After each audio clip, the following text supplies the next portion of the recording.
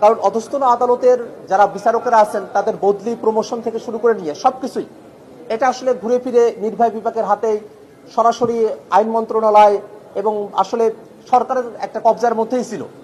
তো সেই বিষয়টাতে কিছুটা হলেও একটা স্বাধীনতা আসতো যদি সুপ্রিম কোর্টের একটা আলাদা সচিবালয় থাকতে পারে সেই জায়গাটাতে। কিন্তু এই সুপ্রিম কোর্টের সচিবালয় বিষয়েও যে অধ্যাদেশ সেটাকেও বাতিল করার বা এটাকে সময় মতো এখানে উত্থাপন না করার একটা প্রস্তাবনা এখানে এসেছে, সেটা আমাদের কাছে একটা আশ্চর্যজনক বিষয় বলে মনে হয়।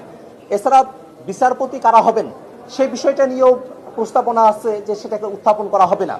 দুর্নীতি দমন কমিশন, পুলিশের বিষয়ে, মানবাধিকার কমিশনের বিষয়ে, যেগুলো আসলে খুবই জনগুরুত্বপূর্ণ বিষয় গ্রহণ না করার যে প্রস্তাবনা দিয়েছে সে ব্যাপারটা আমাদেরকে মর্মাহত করেছে। সুপ্রিম কোর্টের যে সচিবালয় আলাদা হওয়ার কথা, সেই সুপ্রিম কোর্টের সচিবালয়ের বিষয়টা আপনারা সকলে জানেন যে আমাদের যে অধস্তন আদালত আছে, আমরা সবসময় বলে আসছি যে আদালত স্বাধীন হবে, কিন্তু আমাদের আদালতগুলো আসলে পরিপূর্ণভাবে স্বাধীন হতে পারে নাই।